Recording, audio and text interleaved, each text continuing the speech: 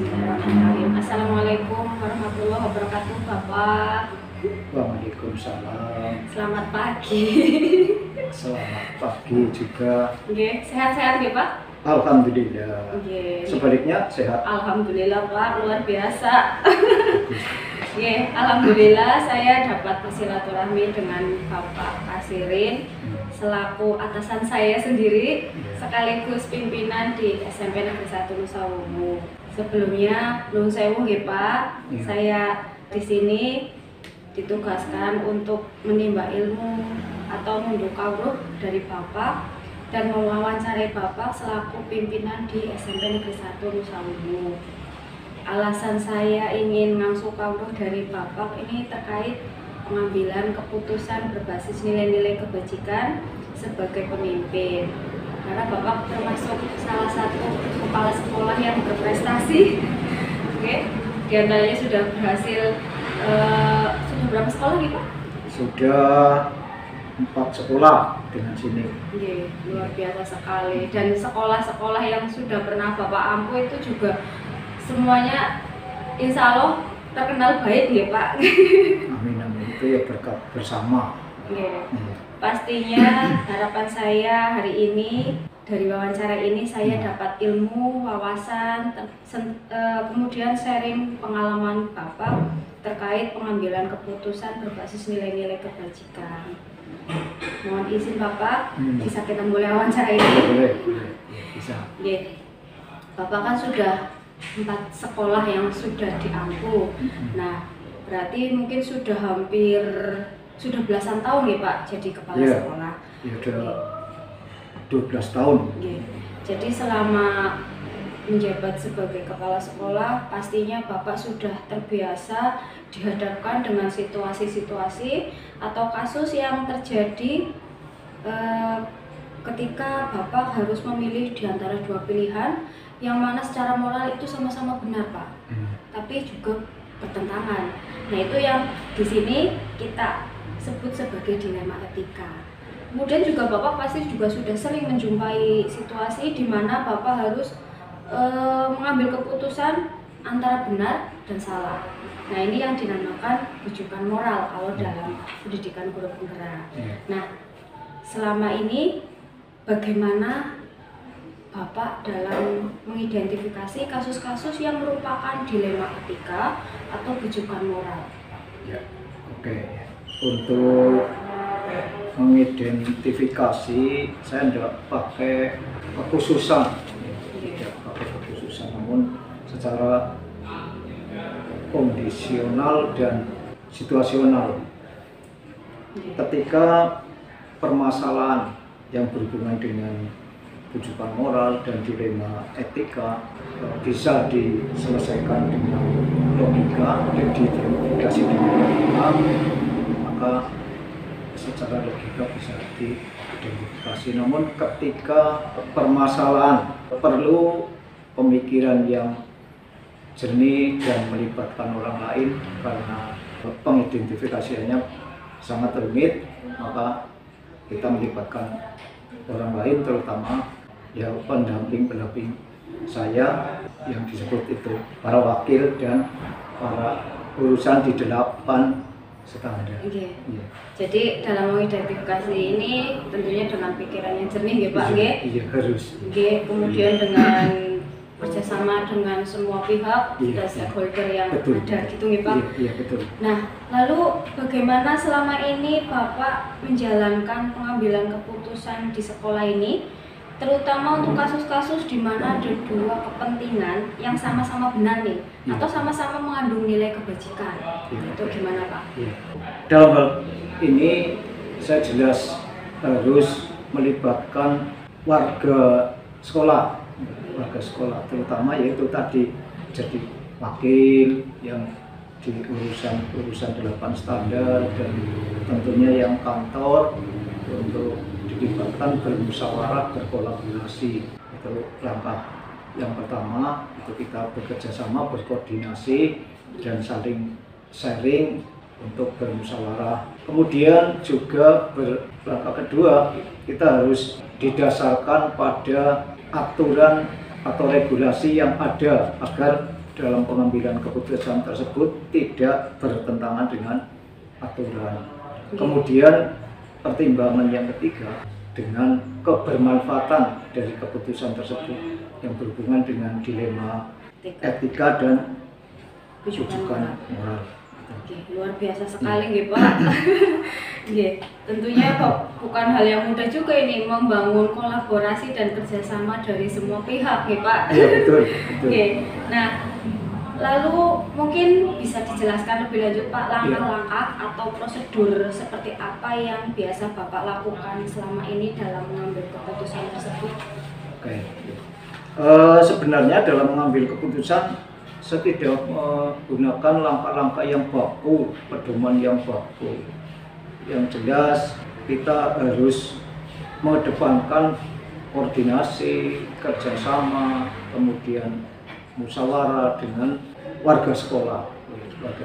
Dalam hal ini ya dengan para guru, para karyawan, dan melibatkan siswa peserta didik, yakni di OSIS, itu agar juga berlatih, anak-anak berlatih. Kemudian juga ketika pengambilan keputusan kita harus berkeyakinan bahwa pendapat atau hasil keputusan itu tidak semua warga sekolah itu menyetujui, ya, sependapat, suka. Terhadap yang tidak suka, kita juga tidak boleh membenci, tidak boleh membenci, karena nanti kalau membenci sehingga hasil keputusannya itu akan pincang, akan berat sebelah. Itu yang saya lakukan karena di sini baru ya, saya juga penjajakan,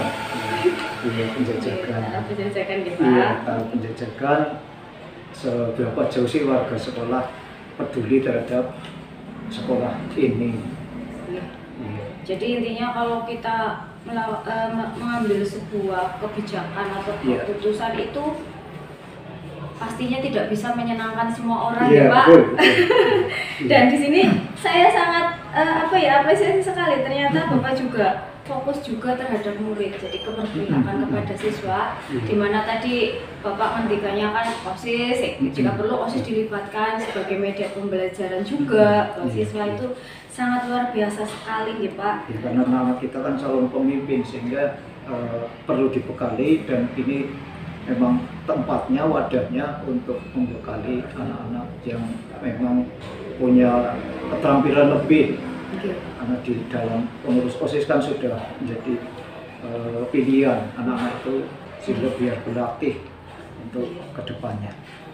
Iya, Pak. Lalu apa saja nih Pak yang selama ini Bapak anggap sangat efektif dalam pengambilan keputusan pada kasus-kasus dilema etika? Sebenarnya kondisional itu, kondisional.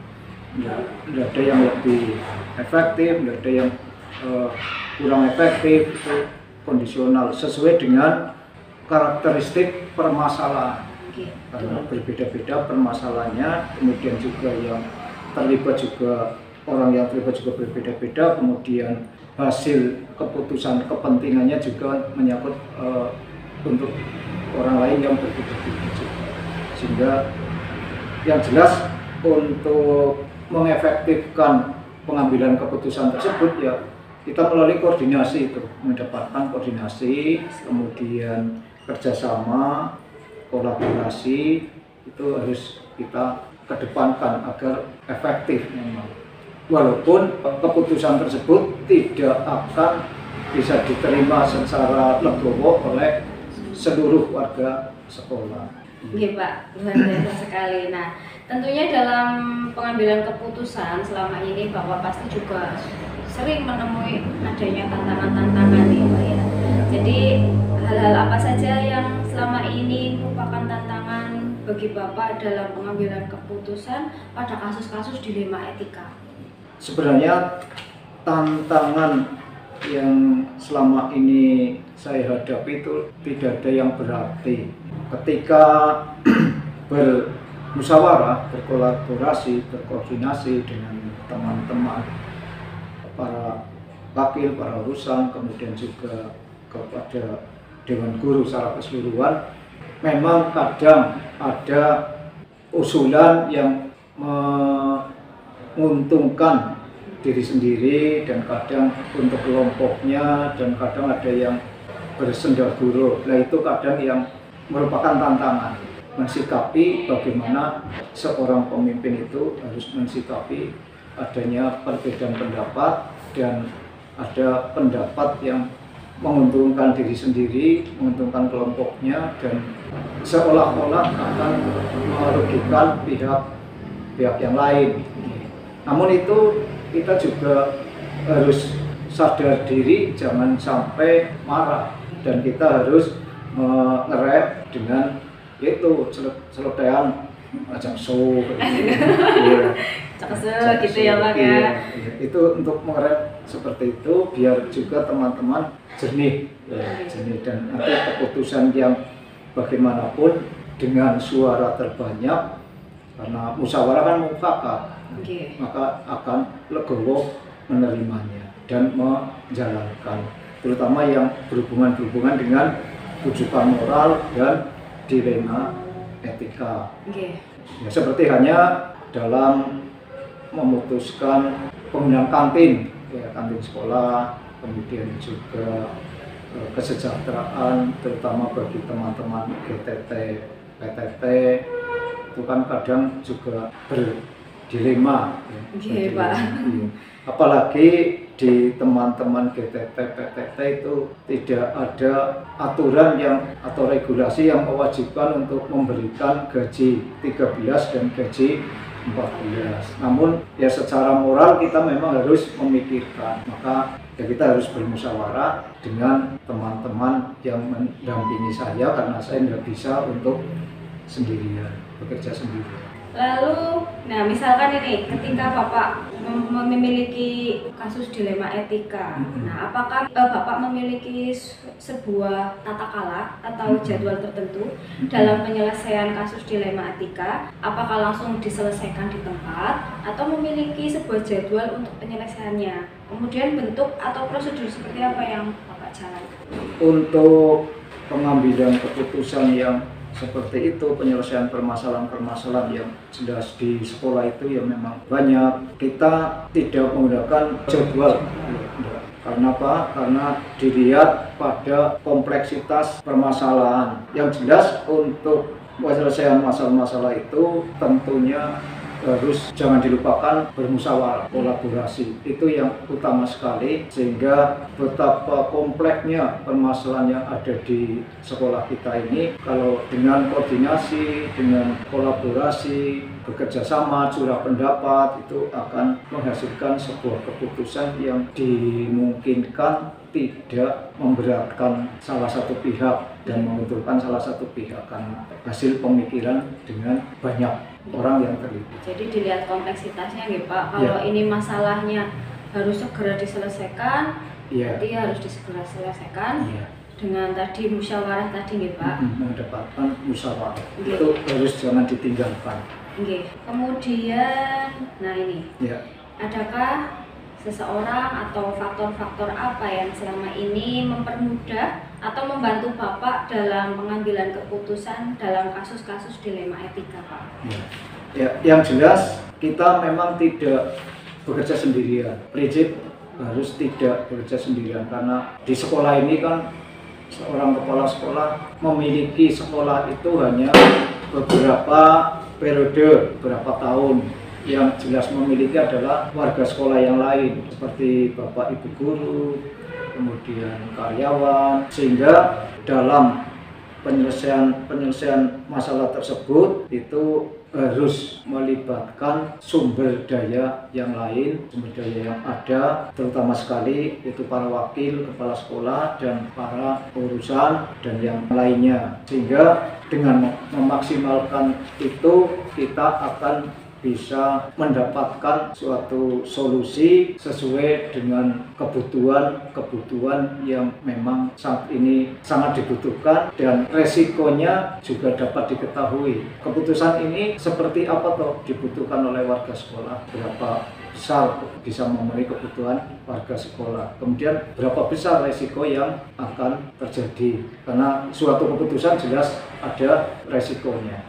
Jadi kita melihat resikonya, kemudian juga melihat sisi baik, sisi positif dan negatifnya ya Pak, bagi warga sekolah. Lanjut, ini pertanyaan terakhir nih Pak.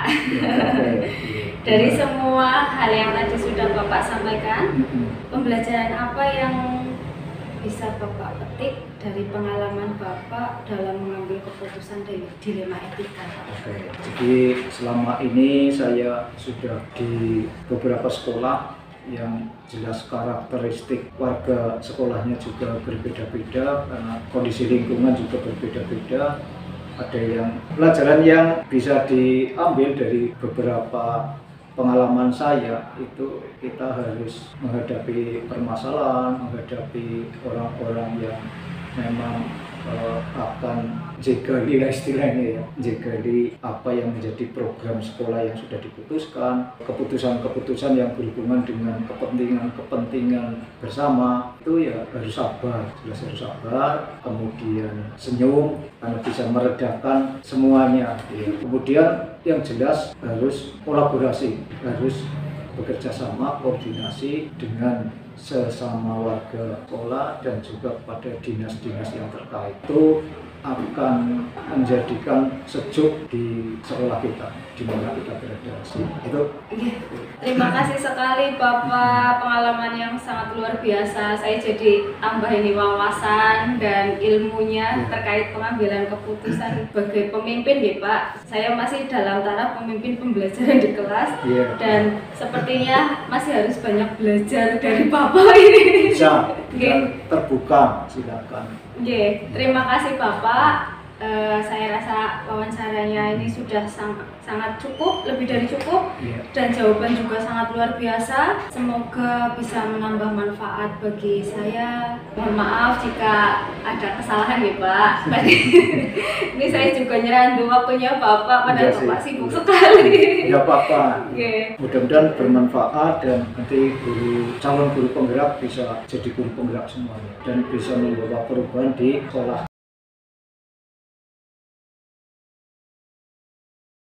Assalamualaikum warahmatullahi wabarakatuh.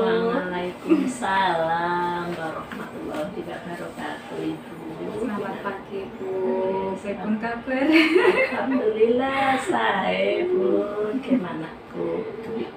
Alhamdulillah. Pertama, akhirnya saya dapat bersilaturahmi dengan Ibu Surip Epawati. Perkenalkan Ibu, saya Dwi Andriani, calon guru penggerak angkatan 7 Kabupaten Cilacap dari SMP 1 Nusamunu.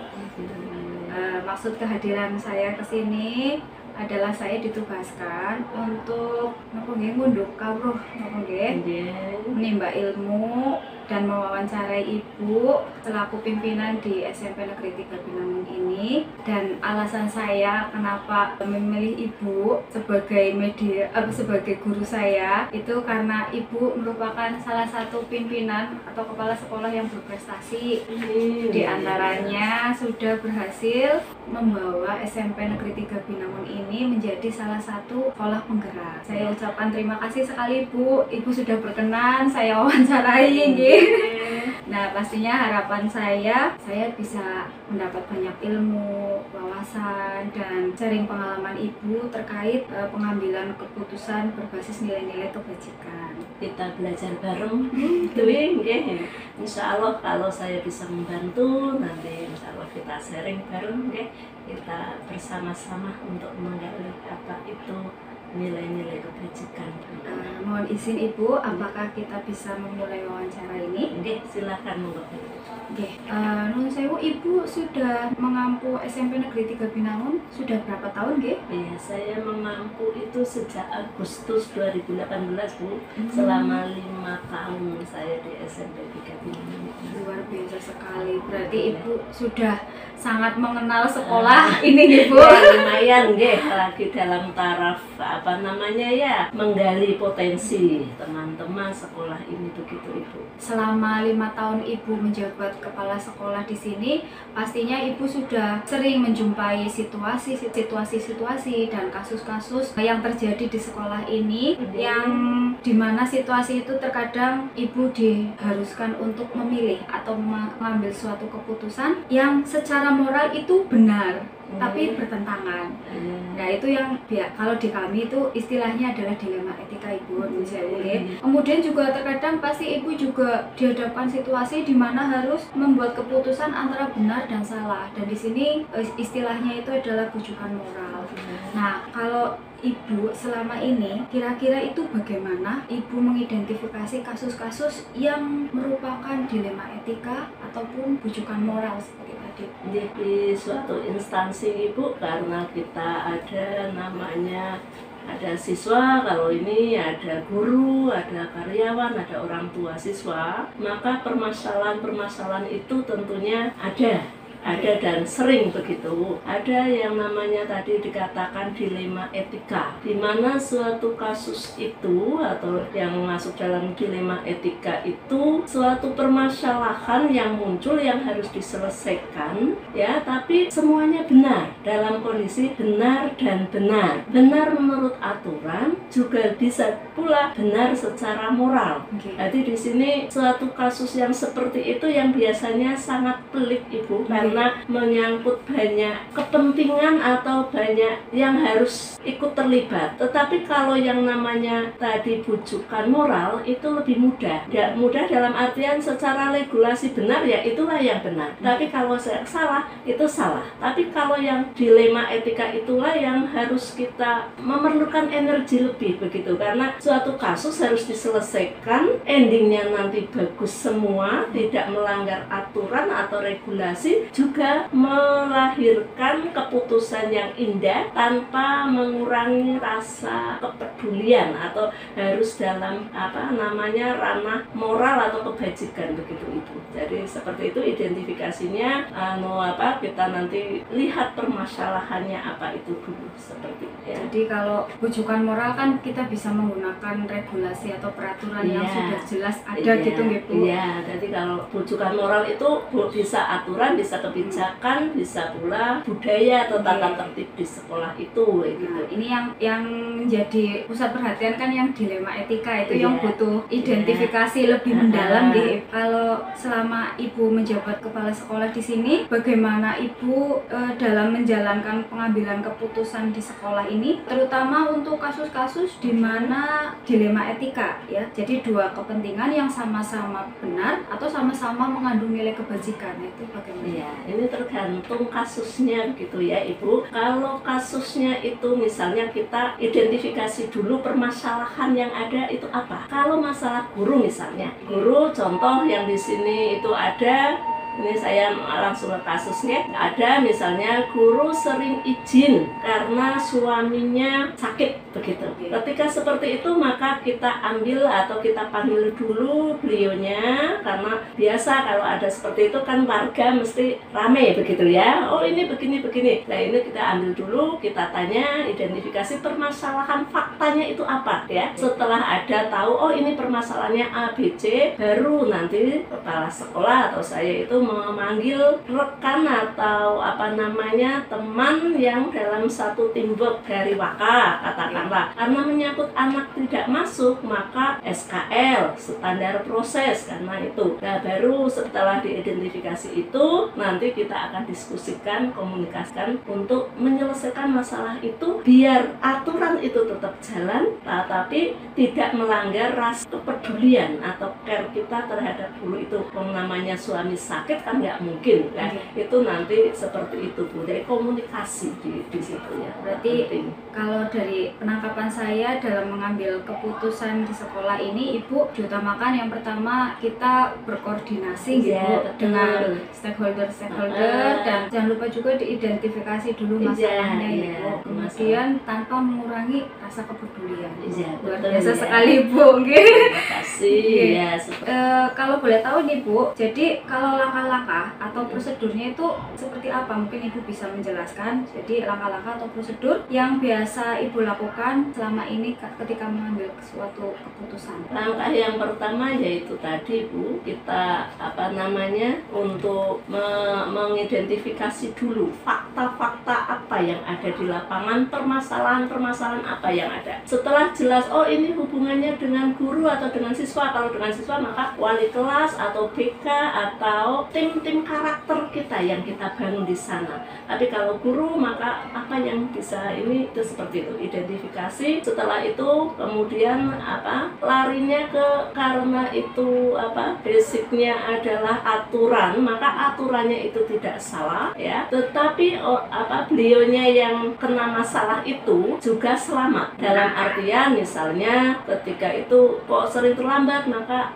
jadwalnya diubah misalnya seperti itu, atau guru piket, atau kalau anak butuh home visit dan sebagainya seperti itu Bu. Sehingga tidak akan mengalahkan satu atau dua kepentingan di sana, tapi semuanya jalan karena antara kasihan, antara yaitu peduli, itu harus jalan semua. Aturan juga seperti itu. Nah, dalam pengambilan keputusan tadi, hal-hal apa saja yang selama ini Ibu anggap efektif dalam pengambilan keputusan kasus-kasus dilema etika? Ya, kita lihat sisi positif dan negatifnya. Dari hal-hal sisi positif dan negatifnya dalam pengambilan keputusan, jadi tidak hanya sesaat sekarang selesai, tapi jangka panjang. Ya, jangka panjang itu harus seperti apa? Ya, misalnya ini masalah seperti ini, selesai sudah. Tetapi kan tidak hanya selesai sekarang, tapi jangka panjang juga dipikirkan. Sehingga teman-teman atau teamwork di sekolah ini itu kita beri diskusi, komunikasi itu penting karena seperti itu keadaannya. Jadi kita lihat antara plus minusnya di sana ya, plus minusnya, dampak positif dan negatifnya manakala kita mengambil langkah seperti ini, ke depan seperti apa? Ambil langkah seperti ini, ke depan seperti apa? Seperti itu.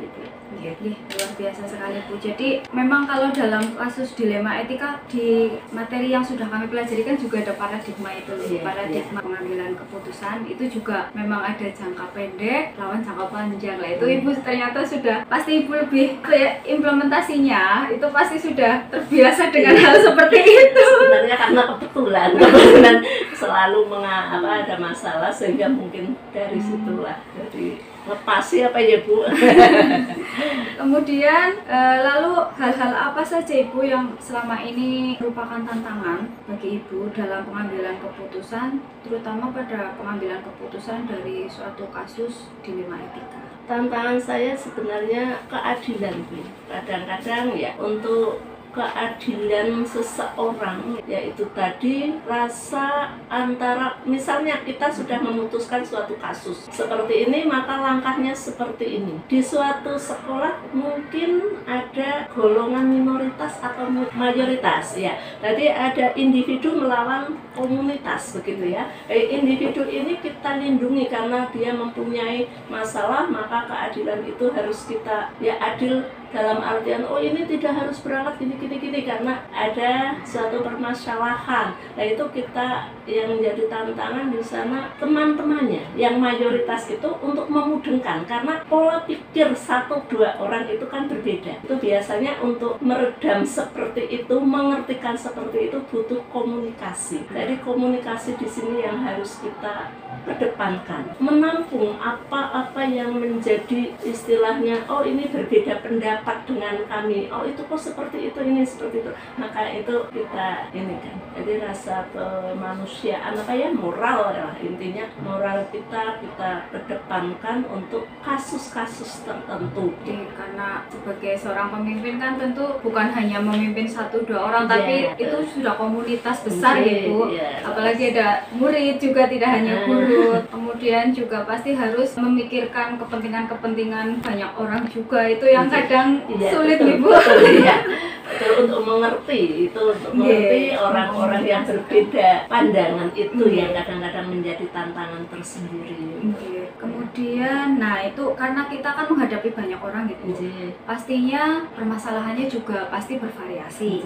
Nah, misalkan nih, apakah Ibu dihadapkan dengan beberapa situasi khusus dilema etika, apakah memiliki dalam penyelesaiannya, apakah ada jadwal tertentu dalam penyelesaian kasus dilema etika, apakah langsung menyelesaikan saat itu juga di tempat, atau memiliki jadwal tertentu dalam menyelesaikannya. Nah, bentuk prosedurnya seperti apa yang Ibu jalankan? Kalau yang secara umum ya, permasalahan di sekolah biasanya kami jadwalnya yang tertentu itu pembinaan. Dari pembinaan secara umum begitu, itu kami sudah terjadwal untuk semua guru. Tapi untuk kasus-kasus tertentu, maka serta-merta di tempat itu kita selesaikan. Misalnya di sekolah ini ya, maka selesaikan, kita panggil, kita gali permasalahan apa yang ada, kemudian di dalam buku pembinaan kita tulis, beliau suruh tanda tangan, begitu. Itu seperti itu, baru nanti tim kita kumpulkan untuk menyelesaikan masalah, melihat pandangan dari beliau-beliau itu sebelum kepala sekolah itu memutuskan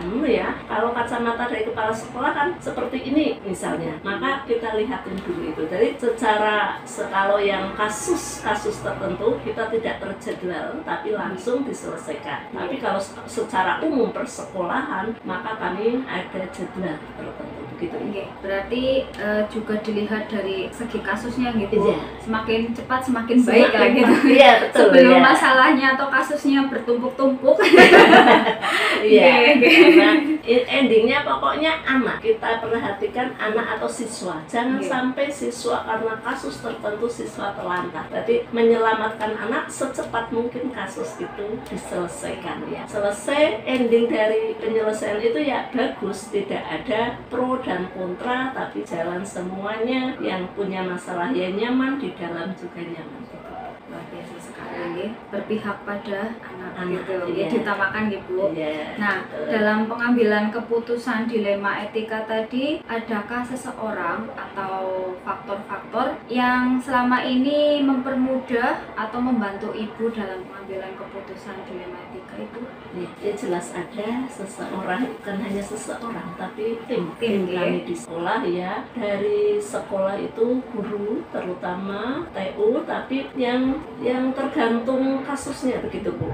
Misalnya waka, kalau kasus PDM berarti proses begitu, kalau kasus anak berarti tim karakter begitu, atau BK, wali kelas, orang tua siswa. Kalau memang siswa akan ada siswa bolos dan sebagainya, itu juga dilema kenapa anak bisa bolos dan sebagainya. Jadi tim sekolah ya. Jadi semua pihak dilibatkan, pihak terkait gitu Ya, itu betul. dilibatkan. Betul ya. Dari semua yang sudah Ibu sampaikan tadi,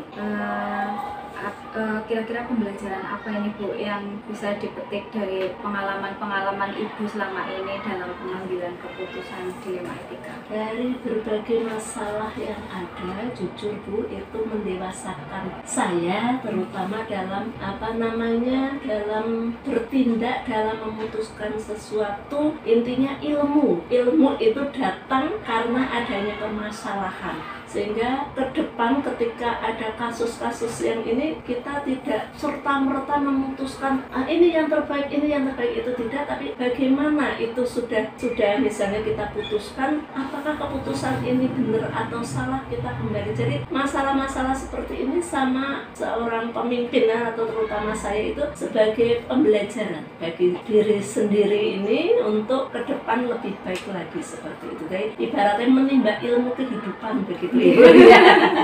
Menimba ilmu kehidupan seperti itu Ibu.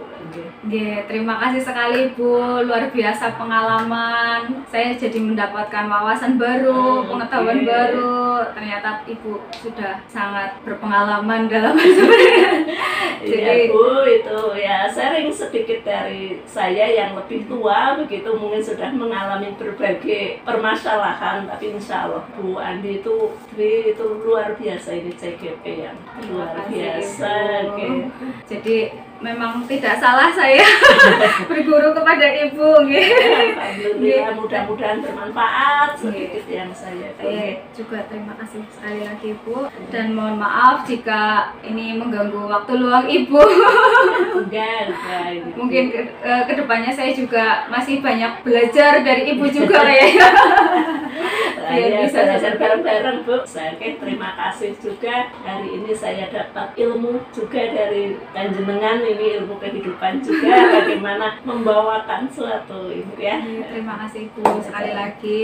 Saya itu pertanyaan terakhir sudah tersampaikan. Alhamdulillah sudah tersampaikan semua. Terima kasih atas kerjasamanya, dan mohon maaf jika jadi membuat Ibu terbebani. Bukan.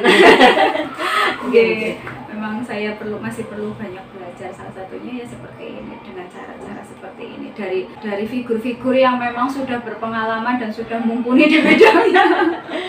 Hanya beda usia. Sebenarnya lebih luar biasa ya. Terima kasih, ya, Bu.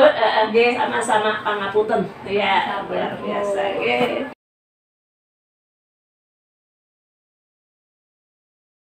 Assalamualaikum warahmatullahi wabarakatuh, Pak Agus. Waalaikumsalam warahmatullahi wabarakatuh. Ya, Ibu Dwi, gimana? Apa kabar? Alhamdulillah, gimana kabar Pak Agus?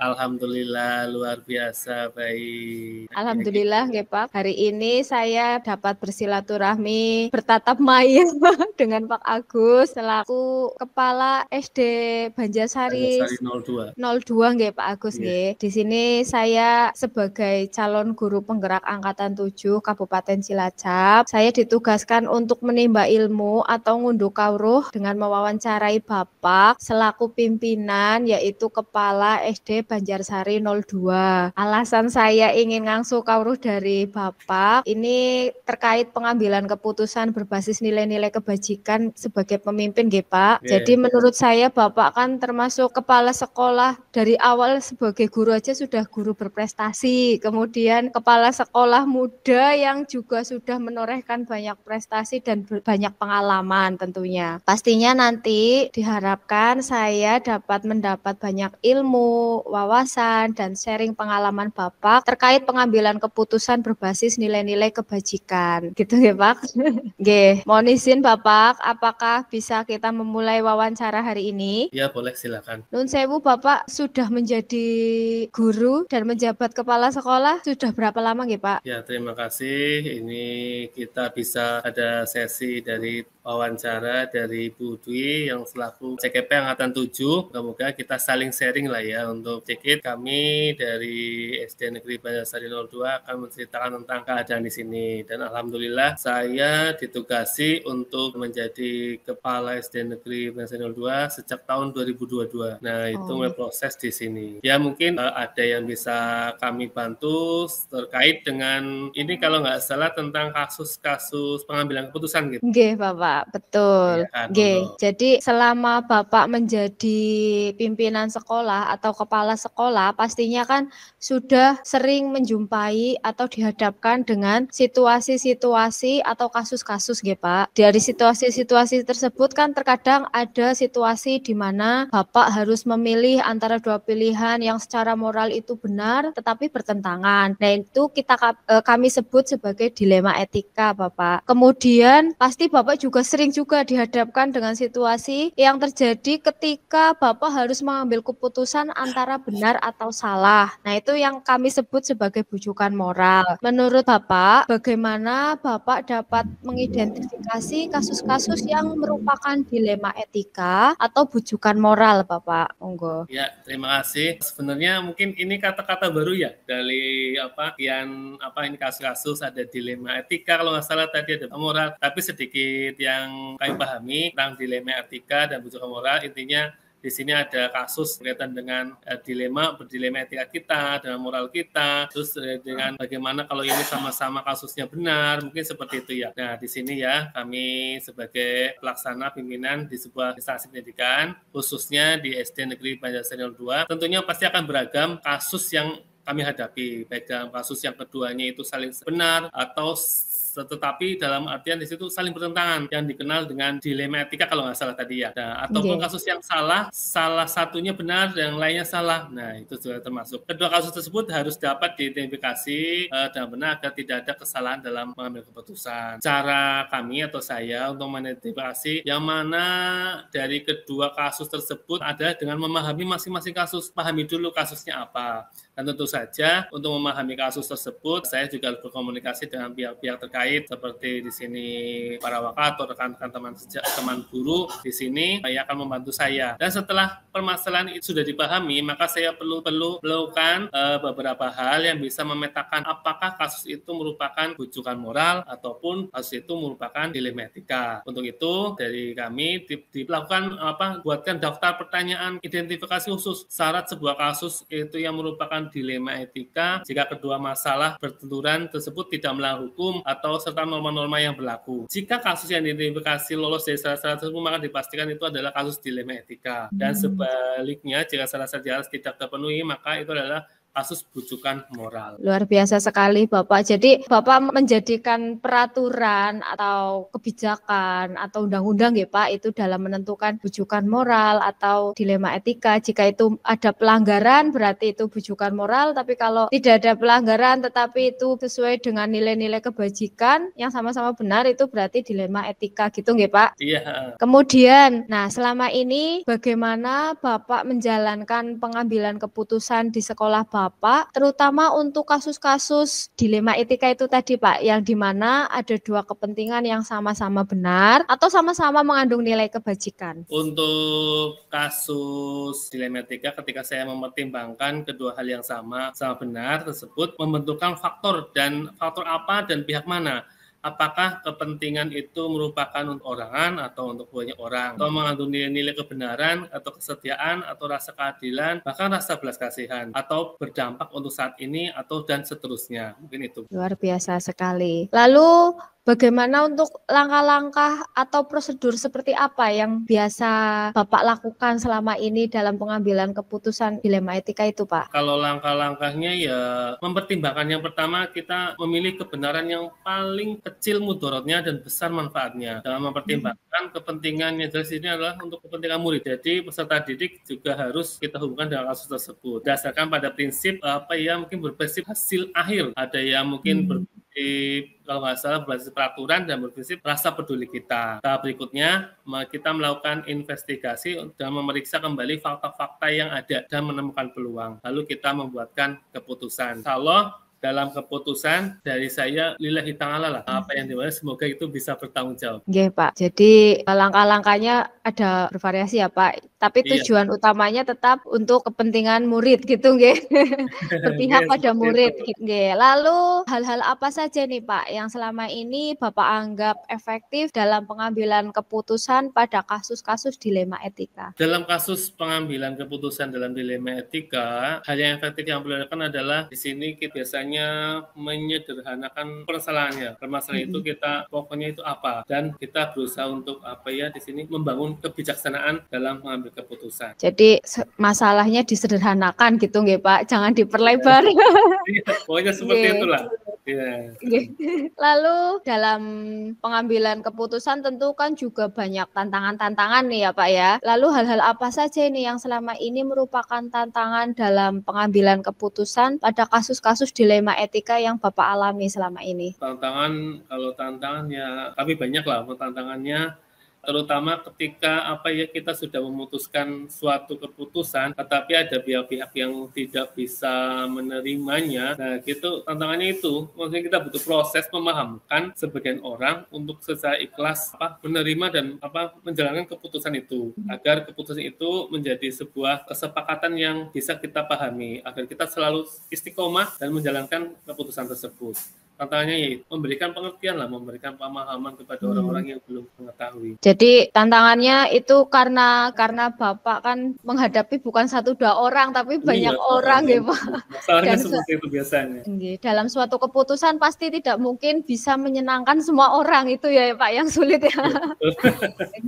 Jadi dari komunikasi ke semua pihak gitu nggih Pak. Lalu, nah ini dalam penyelesaian kasus, apakah Bapak memiliki sebuah tata kala atau jadwal tertentu dalam penyelesaian kasus dilema etika? Apakah Bapak langsung menyelesaikan di tempat atau memiliki jadwal untuk menyelesaikannya? Kemudian bentuk dan prosedurnya seperti apa yang Bapak jalankan? Jadwal atau apa itu biasanya tidak ada jadwal tertentu dalam menyelesaikan sebuah kasus. Kita biasanya langsung, tapi kita prioritaskan kasus mana yang harus kita selesaikan lebih dahulu, tergantung dari jenis kasus dan pentingnya kasus tersebut. Kalau misalnya kasus itu butuh waktu cepat, ya kita langsung menyelesaikan agar tercipta sekolah yang sehat dan kondusif bagi semua warga sekolah. Seperti itu.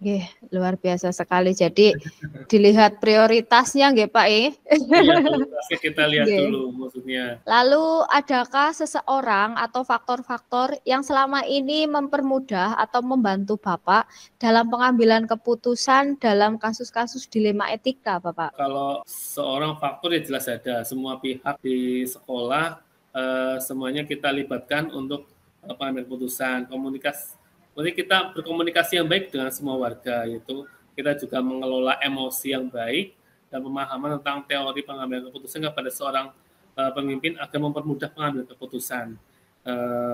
Yaitu faktor-faktornya dalam pengambilan keputusan yang kita ambil. Oke, jadi memang kita tidak bisa memutuskan segala sesuatu itu sendiri ya Pak, butuh berkolaborasi, bekerja sama, koordinasi gitu nggih. Nah, lalu pertanyaan pamungkas ini Bapak.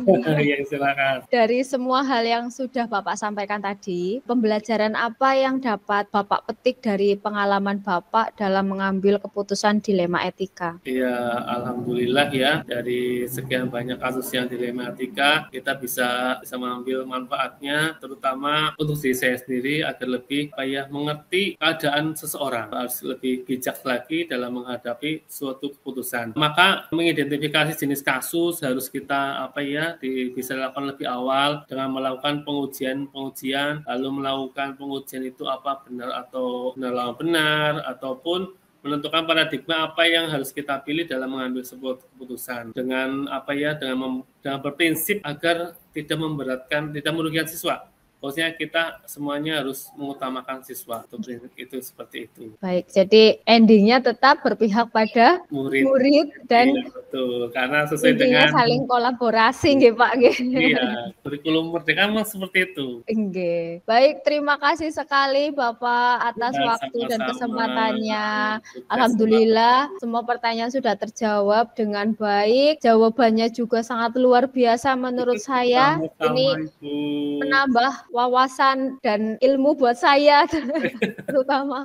Alhamdulillah, sama-sama lah. Saya doakan kepada Bu Dwi semoga lulus dengan nilai yang istimewa. Amin, alhamdulillah Bapak. Bisa menularkan kepada teman-temannya supaya menggerakkan pendidikan kita agar lebih maju. Amin. Terima kasih Bapak. Mohon undur diri, ngapunten nggih Pak sudah mengganggu waktunya. Ini lagi santai hari Sabtu. Sekian Bapak, terima kasih. Wassalamualaikum warahmatullahi wabarakatuh. Waalaikumsalam warahmatullahi wabarakatuh.